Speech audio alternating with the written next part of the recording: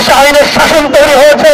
গরিবের সাথে আইন দেখান, গরিবের সাথে ন্যায্যতা দেখাতে হবে, গরিবের কৃষকের কৃষি ঋণ মওকুফ করতে হবে, এটা কোনো টাকা না। তাই বাংলাদেশ বরিশাল থেকে শুরু করে সারা বাংলাদেশের কৃষকের ঋণ মওকুফ করতে হবে।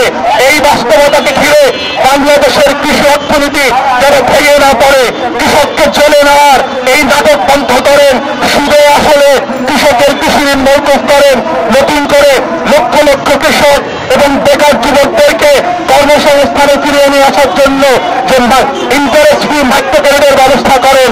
আমাদের লক্ষ লক্ষ কোটি কোটি টাকা লুটপাটের যেই টাকা ব্যবস্থা তৈরি হয়েছে, সেখান থেকে এই ঋণের মধ্য দিয়ে বরিশাল বিভাগ সহ সারা বাংলাদেশের বেকার যুবকদের কর্মসংস্থানের ব্যবস্থা করেন। এভাবেই বাংলাদেশের একটা বিভাগ যদি উন্নত হয়, অর্থনীতি ডেভেলপ করে, অর্থনৈতিক অঞ্চলের মধ্য দিয়ে কর্মসংস্থান তৈরি করা যায়, এটা বাংলাদেশের জাতীয় অর্থনীতিতে প্রচন্ড রকম প্রভাব ফেলবে।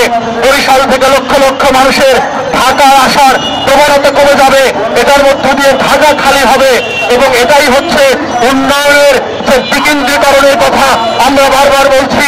সিঙ্গাপুরের কল্পনা বলে সিঙ্গাপুরের মতো বিকেন্দ্রীকরণের অর্থনীতি তৈরি করেন, কানাডার কল্পনা বলে কানাডার মতো বিকেন্দ্রীকরণের অর্থনীতি তৈরি করেন, মালয়েশিয়ার মতো সুইজারল্যান্ডের গুপ্তাচারের কল্পনা করে বাংলাদেশের অর্থনীতিকে বিকেন্দ্রীকরণ করেন। প্রত্যেকটা জেলা এবং বিভাগকে ন্যায্যতার ভিত্তিতে উন্নয়নের সাফল্য নিয়ে আসার এটাই হচ্ছে আজকের বরিশাল বিভাগের দায় বড়দের রাজনীতির প্রত্যাশা।